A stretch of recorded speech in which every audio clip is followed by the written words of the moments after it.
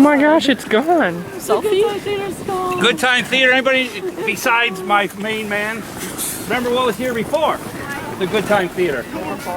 What was it called? You look so stupid with your camera in my pictures. Hi. Remember? Calypso's gone. Is it? It looks like it. Yeah, Calypso's gone too, Jenny. They, See, that's what I said. Anybody know how many different movies showed in the IMAX theater? Oh man. Over the course of the 20 years or How so? do you know this? There are 18 different movies. You don't know this? I never watched that. It's not in this group. I'm not sure. I think I might even something on this one. Name the 2 movies that were shown 3 different seasons. There were 2 movies. One was To Fly, which everybody usually remembers. That was probably the best IMAX version, and even I have to cheat. To Fly and Man Belongs to Earth, which was the original movie, and then it was shown 3 different times too. So the IMAX theater was a big deal. That for a selfie. Are you serious? Yeah. You gotta get both of them in. All right. Y'all probably get yelled at for bringing you up here, but oh well, we're first. Let's go.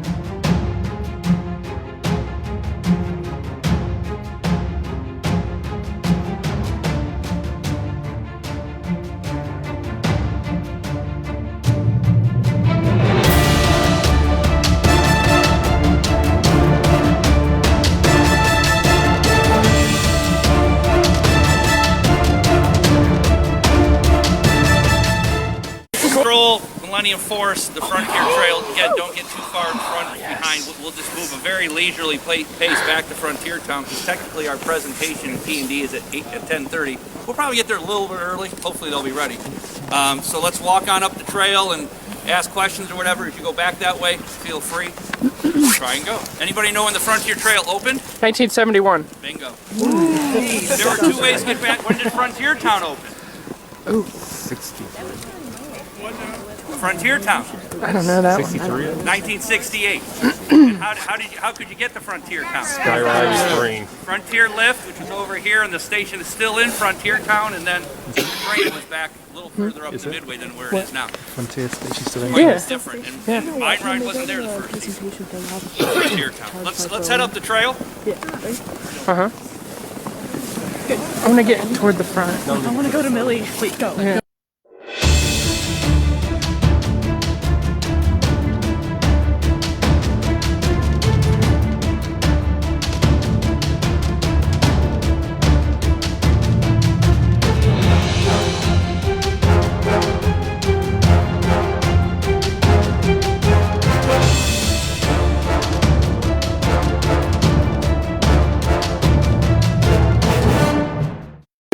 Go. What's that? Oh my gosh, she's beautiful. Every inch of her. Her is perfect from the lift hill to the drop. Yeah, well, you know, Big Mouth Bill Can we, like, calls walk himself over there? all, you I don't know. I and want to he's get a gonna picture come in front of the over, like, all sign. float, and, you know, he's not attending the thing. Well, none of this is anybody's business. None of it.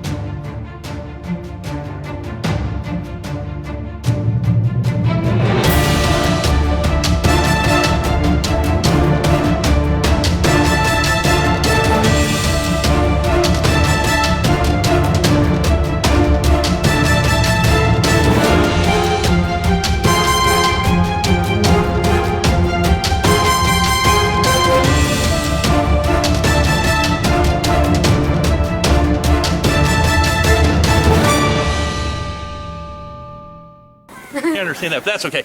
But we'll talk a little bit about Frontier Town as we go head back in here. I mentioned it opened in '68. There's only 2 ways to get back here, and then the trail opened. One of the first years of the trail, there was trouble in the summer because the summer was so hot. The asphalt was actually like you could step on it, and it would almost, you could put footprints. So it was always fun. But Wave Swinger opened in 1979. The haunted house. Anybody know what was back there? There's a carousel. Carousel. Yep, the haunted carousel. Anybody know where that is? Dorney Park in the They're front. up in Dorney now. Yeah, it has the legend of the haunted horse on it. Dorney Recycles. And Dorney Recycles. We were just together with them. Said, "Oh, here's what you're gonna get in 5 years." Demon Drop. The Chick-fil-A, of course, was the Frontier Inn serving the pizzas. The Maverick with Whitewater Landing, and then Shoot the original Shoot the Rapids. Shoot the Rapids was one of the first rides back in Frontier Town when the area opened. Then, of course, the Golden Palace, which has gone through a number of different names. I think this season again is going to be Lusty Lil's as you head back there.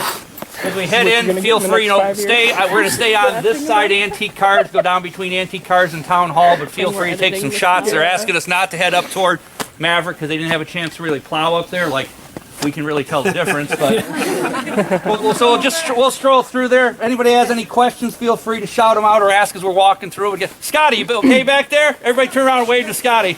Hi, Scotty. Yeah, go ahead, Scott. Who put you in charge of the store? Yeah. Thanks for coming out. Is Tony Clark going to take credit for the weather again? I ordered the weather, like he always says. Guess which salesman is it? Wait, we're going this way. I don't know. We're leading. We choose where we're going.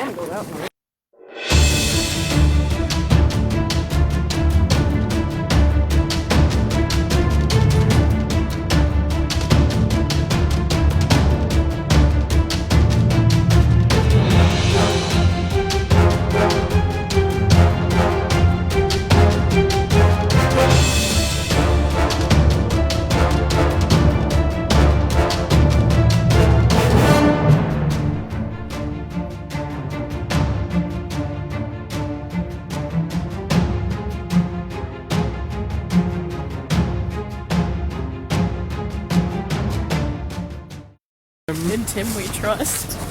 We trust. Yes. Yeah. You know, we aren't going to walk over that way, but one thing to notice as we walk back into the park is how Soak City parking lot is used. It is literally an outdoor garage with a lot of pieces, parts, and other things. A lot of deliveries will come back here, and the flatbeds just get dumped off here. So at any point in time, you can see coaster cars, you can see other cars, you can see chain, cables, everything basically gets dropped off back there. As we head out to the road, just watch yourself. Basement. Wow, I'm impressed. Good Wi-Fi in Mansfield. Where you coming up from? Yeah. How was the road coming up this morning? Horrible. What? And I thought it wasn't going to be bad. They stayed overnight here. No, it's about the same with all the projects. There really is. I mean, it's sometimes tough finding them.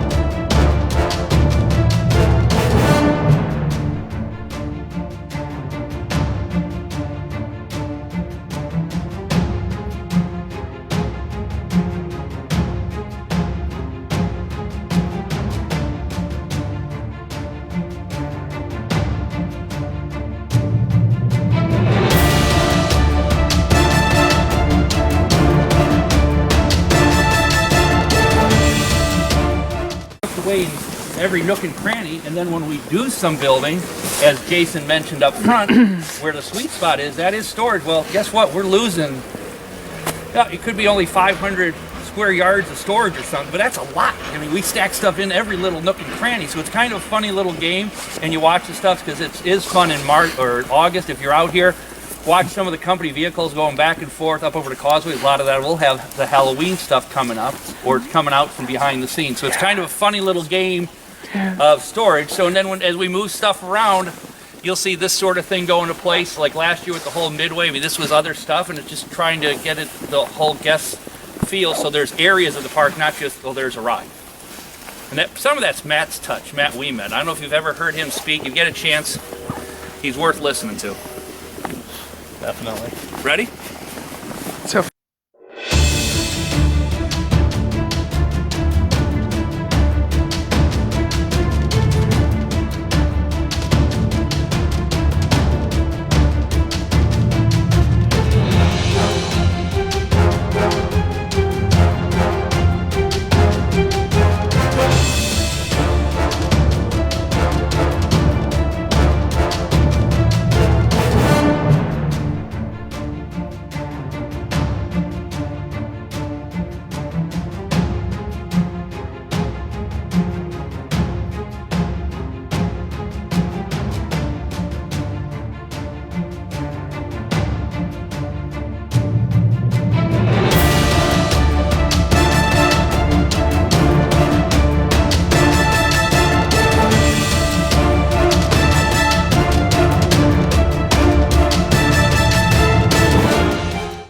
little corridor is, I use the term anthill beehive. This is the home office for the laborers landscape. You'll see the ride mechanics in that during the season. A lot of it's done off point right now. But like the landscapers basically start 5 in the morning, and they're out on the Midway till about 9 o'clock with their, about 8:30 with their heavier equipment, and then you may see them doing some weeding or that type of thing. So it's amazing how much happens as you leave the park at night. And somebody was talking about the parking egress, and in a way that ends our day when the parking lot's empty, but in a way it really starts the next day, because every night the parking lot is swept with the big sweeper things. The night maintenance that goes through empties the trash cans, the ride maintenance that happens, but then as the laborers and that come in and the landscapers come in, there's always something being done if they're cutting grass or if they're planting the flowers earlier in the year, if they're just maintaining. So it's amazing how much activity goes on back here, and you think about, okay, the day's over at the park. So if you haven't watched it, I don't think it's on a DVD. A day in the life, was it?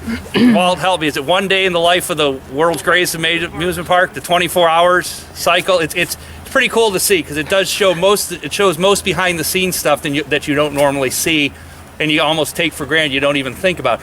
The foods warehouse over here, I usually come into my office about 7:30 during the season. They start at about 6 o'clock, and the foods stands send their orders in the night before. They fill them up. They have this big like train of trailers that they drive out to the different locations, and they forklift it off. So at 8:30, all those deliveries are made, and it's almost like the milkman, where there's this pallet. That's a pallet for gazebo or burger patio. It won't be gazebo anymore. Burger patio or whatever the food stand is, and then the kids that show up at 9 o'clock are loading that pallet into the stand for their day. And it's all this little, I mean, all these little moving parts that have to fall into place perfectly for the park to open. cool. His name's Brian.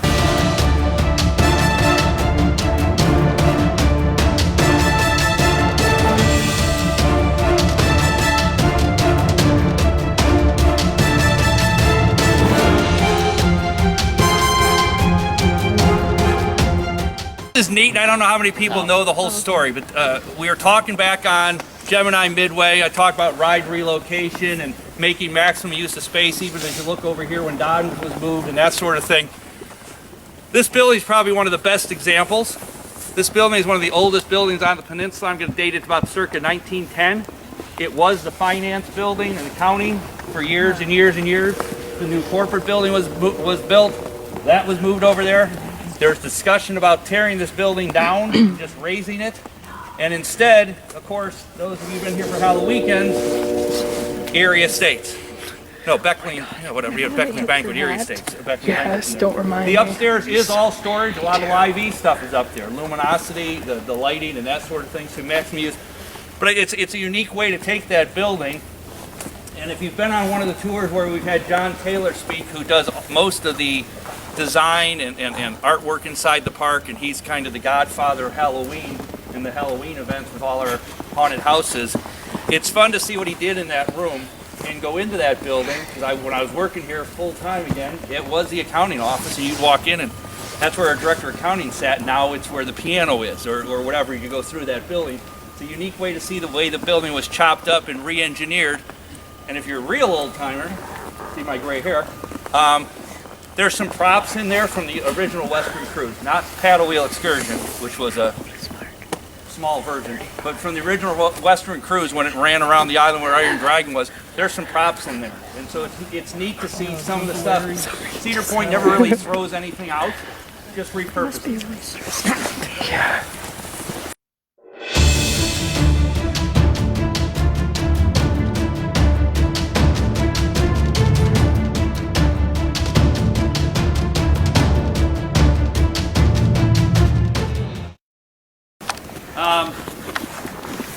This building to your left is the oldest standing structure on the peninsula. It's known as the Grand Pavilion. If you can see some old pictures out, I think Walt might have some on Point Buzz. You can find some pictures of this structure. It's incredible. You can see some of the screened windows there. The porch was screened in. It was a two-story structure. We use the second story now as a convention center. A floor was put in. No one's quite sure what year that floor was put in, but we found some incredible shots from the 1920s when it was opened up and the Art Deco ceiling and that type of thing. We date the building back to about 1888. And I mention that because it's being redone inside. Now it's really the second redo, because the first redo put the floor on the second floor. We'll use this for most of our catered events, small and youth groups. It's being completely redone. Back of the house you can't see. The whole kitchen area is being redone also. And then out here where the tented area was, will be that lakeside pavilion. That's the middle piece of the three. There'll be one closer to us. Of course, you can see the third one going up on the far end. It will enter from the park here. You won't exit the park anymore to go into the pavilion. There'll also be an entrance out onto the boardwalk, onto the beach. As, again, I'm not sure who was in the room at the time when Jason was asked about Beach Blast. Beach Blast is coming back. Beach Blast will be bigger and better, but it's going to incorporate this. There'll be other events down here besides our corporate events. This is where we do most of the corporate events that we have here. But at the same time, if there's He said the only thing we couldn't post we was the could do Wrigley the thing. Johnsville Rod thing that was been out on the Midway. I mean, we'll be able to use this facility like we never have before, and you can see how high it is, and there'll be a lighting package and all that sort of thing. So it really cleans up and changes what we had with the tents. And basically, with this structure being done and with the coral dining room, now the lakeside dining room being redone, everything from the tip of the peninsula all the way out to Gatekeeper has been touched, because now we're doing this whole Midway. Again, Matt's philosophy that he has incorporated, not just at Cedar Point, but across the chain. Instead of just putting a ride in or redoing a room, it's like, how can you redo that area around it? I'm guessing, personally, I don't have any blueprints, but over the next 5 years or so, because if you think about it, 2019 is going to be our 150th operating season, and 2020 will be our 150th anniversary. So we started in 1870. Will everything have been touched and changed by then? Possibly. Refreshed? Possibly. I mean, look what's going on at the Frontier Trail. So you see that sort of thing. But the best example of Matt's work is the Gatekeeper at the front of this park, and then look what's going on with Fury down at Carowinds. If you're not a fan of Carowinds or never go there, check out their website anyhow. They're completely redoing their gate, and unlike Gatekeeper, where it flies over, Fury is going to fly under the gate. It's the roller coaster is going to go under. They're getting a whole new grand entryway. So instead of just putting a ride there, which you could have done, they've really incorporated everything and brought everything up to speed. And they even, if they had issues, somebody was asked about the egress out of here.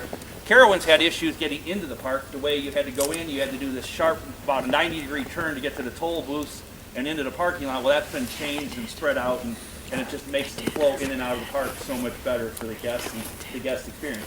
The less time you wait anywhere, the better your day is. So that's kind of what we look at with everything. Questions, comments? I was impressed when you guys redid it out here a couple of years ago when you came in. It was all open the way it is now. And getting in. That was really nice. And you added the more handicap parking. That was really nice. As we head up the Midway here, I'll throw a couple things. I didn't realize, but the crazy cars isn't there, you can kind of see the spot that's going to go to. That rendering that you saw, some of you might have taken a picture of, that'll be out online, I believe Monday or Tuesday, late Monday or Tuesday morning. That'll be available to see regularly. You'll see where the Dodgers are going. You don't quite see, there's a spot where Tiki Twirl is going to be, but there's no real work on it yet as you go up here. But this is another midway that's really gone through a transformation of the years. Oceana, building to our left, was built in the 1980s as the Dolphin Show. Ran through the mid-90s. There used to be an aquarium next to it. There used to be a fun house along the beach here. There used to be a rotor on the far right-hand side where the basketball game is. After the rotor, the Schwabinchen was there. After the Schwabinchen, it's now a three-point shootout. Jumbo Jet was all the way down where Gatekeeper is. Yeah, my wife has that same. Yeah. My wife, I didn't know. No. I think it came out after the '78 season. It wasn't calling itself. It was an incredible ride. It was really cool down on the beach there. A lot of maintenance headaches, what I understand. Those of you might remember even the space spiral. So this midway, the transformation that this midway is going under from Gatekeeper and now all this in between. It's really cool to see when you.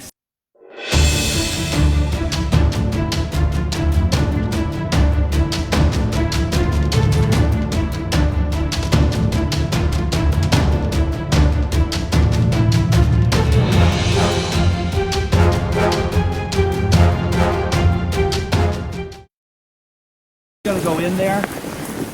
Personally, I look at that like, huh? But I'm sure it'll look great when it's all done. If you don't know the Tiki Twirl theming, it was kind of Polynesian, Hawaiian. We're going to bring back kind of that concept with it. Tiki Twirl originally sat where Matterhorn is now, and was themed partly that way because back in the day, Jungle Larry Safari Island was themed African, Polynesian, that type of thing, and the Tiki Twirl was, when it was put in, was designed to match that same look. Tiki Twirl came out in 1985, and then with Calypso moving, the thought was to put Tiki Twirl theming, kind of just have some fun, just an internal little thing. People think it's a new ride. It isn't. It's Calypso, just re-themed, but it'll be fun sitting here. And again, I just see the spot. It's going to look great, I'm sure. Nothing when they do it right. It's just going to be interesting to see how is it going to fit in there. The Dodgems, this has taken about 3 weeks total to get to this stage.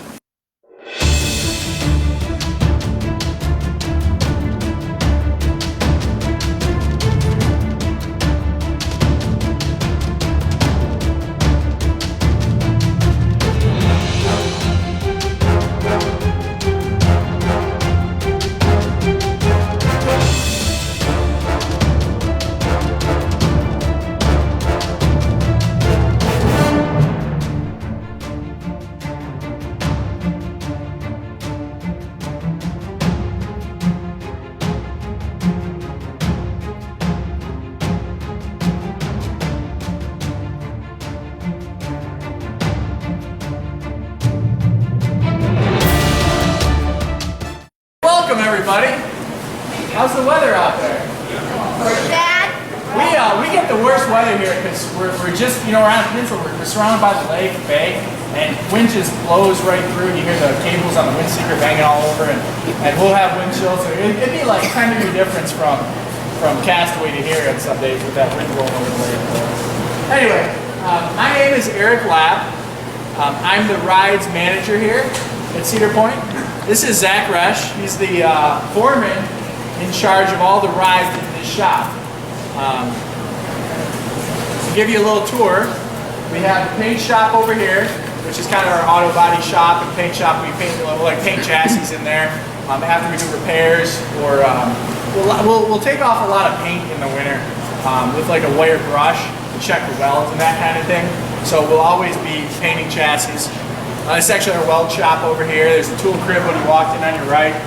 On the other side of that beam there is kind of our Millennium area. That's where we do our yearly maintenance on Millennium.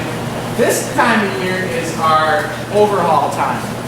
We actually take all the cars off the tracks, all the Maverick, Dragster, any Matterhorn, you name it, we take it off the track, we store it inside or cover it up outside, and then we bring them in one by one, dust the snow off, and do the yearly overhaul on it. You guys see there's a Maverick chassis over here. This side's kind of the Maverick side, that side's kind of the Millennium side. As soon as these are done, we'll start bringing in dragsters. But right now, we're actually working, the mechanics, we have 44 full-time ride mechanics. We're actually working 50 hours a week just to get these rides overhauled for the May 9th opening. They really get mad when stuff isn't open on May 9th, so we gotta do it. Whatever it takes to get it done, that's what we do. Biggest problem here is when we get to April and we start putting stuff in outside. We only got that month to get everything licensed by the state, inspected, and put up. So our weather, after it breaks, as soon as the weather breaks, we're outside putting this stuff back up, hitching the trains back up, putting them on the track, etc. For 10 points, can anybody tell me what this wheel's off of? Gatekeeper. Gatekeeper, wow, two right and one. Another 10 points. What's this wheel from? This is a little trickier. Millennium. Nope. Magnum. Maverick. That's what the M. Maverick. Oh, is it Emma? Yeah, we marked them Oh. all. That's actually a road wheel off of He's gonna Maverick. get mad. Did you send him your picture? Yeah, these are the Yeah, top of the wheel. Yeah, we always call the road wheels kind of the ones that are top. They're usually the biggest. They're the ones that take the most load. The guide wheels will be on the side. That keeps it from going left and right. And your upstops or uplift wheels are usually on the bottom of the track, which keep it from going up on this. For another 10 points, who can tell me, besides size, what the difference between these two wheels is? hard to turn them. Hardness. You were been here. No, I haven't. Oh, all right. Exactly, the hardness. I know. And listen to that. A lot different. Can anybody, so Raptor, Manus, what's the difference? How do they sound compared to something with urethane wheels? Loud, very loud. Yes, he's right. Yeah, that's a good point too. So Raptor Manus have hollow structures, hollow supports, and nylon wheels. So you can imagine how that sounded here, going around the track. And there's 4 of these for each car. So you got 8 times 4. There's 32 of these going around 60 miles an hour, howling on that track. Whereas these urethane ones really don't sound like that. But it is the hardness. He's right. They're a lot harder. And can anybody tell me why we just don't put urethane wheels on each ride? Friction. Friction is the key word there. They're softer, which gives them more rolling friction. If we want to slow down a train, we'll put a softer wheel on. Gatekeeper, for example, actually has 50% nylon wheels and 50% urethane wheels on it. We do that for speed.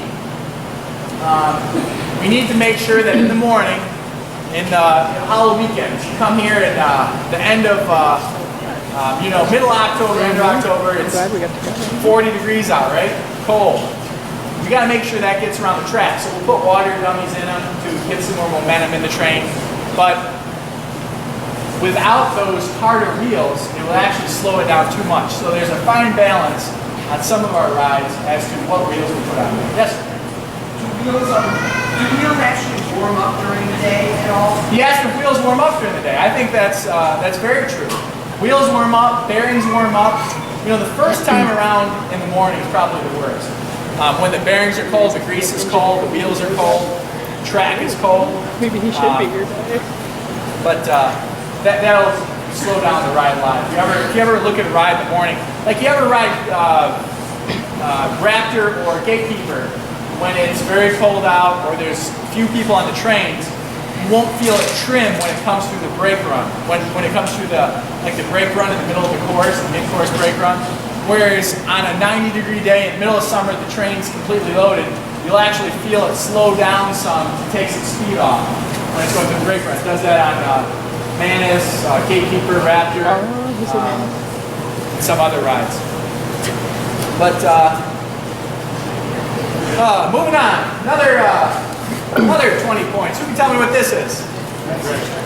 Dragster catch car. You guys are right. Oh, yeah. He was in the back. Did you notice that this long thing is from Dragster? I didn't either. All right. So here's what we got. This is actually the whole deceleration system and the launch. The launch system. This thing right here for the ride. And when I say whole deceleration system, this catch car decelerates the wire rope that's going at 120 miles an hour, the mass of this catch car that's going at 120 miles an hour, the winch drum that's spinning, it weighs 16,000 pounds, it's spinning at 540 RPM, and the inertia of the gears, of the motors that are turning, all at that very high speed. How does it slow it down? Who knows?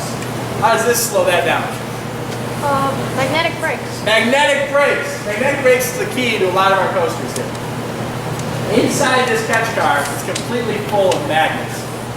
They react on a brake fin. It's called an eddy current braking system. It induces eddy currents. The fin passing through the magnets induces eddy currents and opposes the direction of motion of the catch car, or the train, or Maverick over here. They all have magnets. Gatekeeper, Twister, Maverick, Dragster, Millennium, all have eddy current magnetic brakes. Yes, sir? Does the truck have its own small magnetic brakes for the car? Does they have Yep. I know, yeah. He said there's actually two magnetic braking systems. One is for the catch car, and another one is for the train. Does everyone recall seeing the brakes going up and down when Dragster launches? As soon as the train passes it, all those brakes go up and down. You have it? Yeah. What happens is, if the train doesn't make it over the top of the tower, the train will come back, and then those brakes will stop it.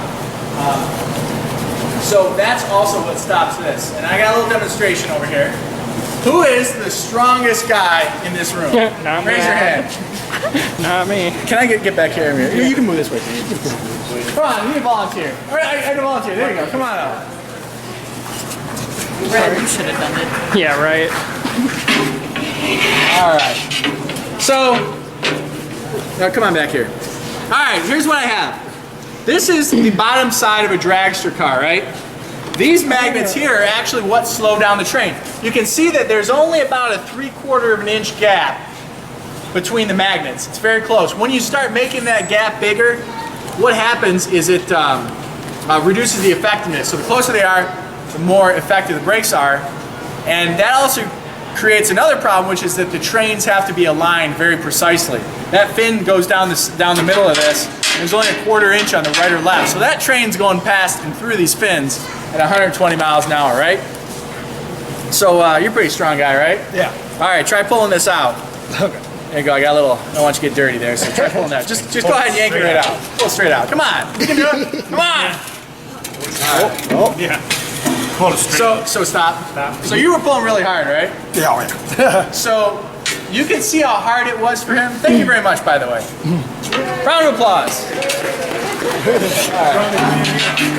So you can see how fast, or how hard he was pulling on that to try to get that out, and it only increases with speed. I can actually pull this with one hand at a very slow rate. It's moving right now. It's moving very slow. But you'll never stop the train with these eddy current brakes. That's why there's those kicker tires on Dragster, Millennium, Maverick, etc. So the great thing about these brakes is there's no friction on them. There's no, your car, you have a brake rotor and brake caliper. The caliper grabs that rotor as it's moving through, and creates friction. And every 25, 30,000 miles or a lot more if you brake hard, or if you're a pizza delivery guy, you got to replace those. Well, we really would have a tough time replacing all that wear material if we had friction brakes on Dragster, because you're slowing from 100, 110 miles an hour down to 0 each time, each minute, each 60 seconds, 70 seconds. Magnum has like a dozen brakes, and it's only going like 50 miles an hour slowing down. And we replace a lot of brake material on that. So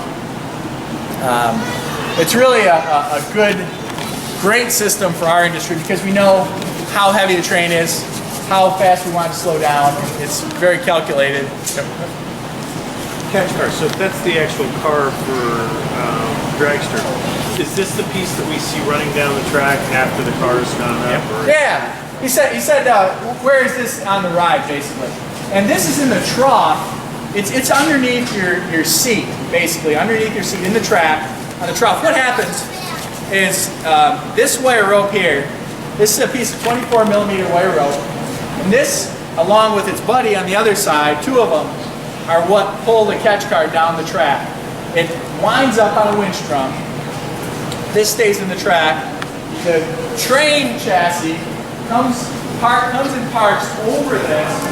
It drops its dog down into this pocket, and this device here is what actually pushes on the car, the train, to make it go from 0 to 120 in 3.5 seconds. So it's being pulled by those two wire ropes up there, being slowed down when it gets to about that tunnel. You guys walk through and enter the ride. By that time, you've gotten about up to speed. So this starts slowing down. There's magnetic brakes in the track. The train dog comes out of here, surpasses the catch car, goes up the hill. Another question people ask is, how do we know how fast it's going to go over the top of the hill? And the answer is we don't know exactly how fast each individual train is going. We only know how fast the train before it went.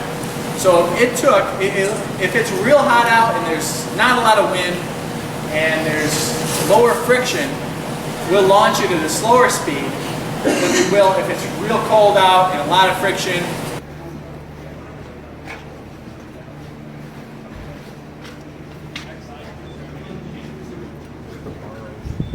Monster Midway Invasion Celebration. Brad,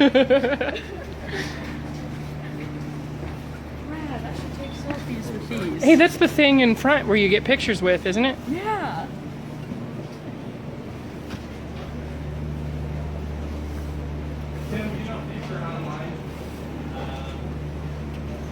You can sit in it. What? They're sitting in it. Oh, that's a different. Jared's gonna like die.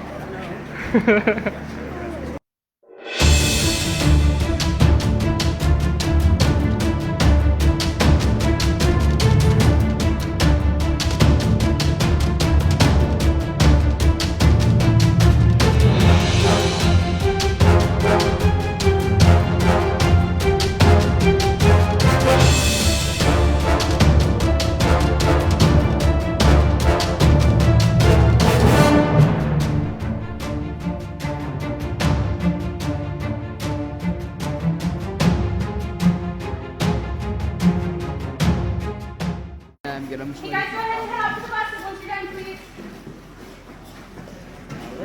Look at this. This is cool. It's the animation department. Go get your selfie, Jenny. Come on. Yep. Wait, let's use this.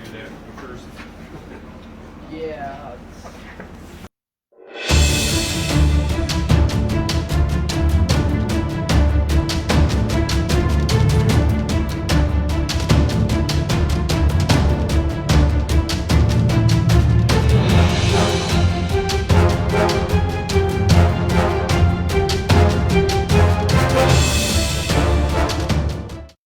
Season pass holder, you might want to consider it, but even if you aren't a season pass, you can come for the day visit. I personally feel that Cedar Point this year has the dining plan done almost perfect. If you look out online and look at the offerings of the season pass dining, the meal plans, I believe there's over 20 locations inside the park. There's also two locations down at Soak City that it's valid.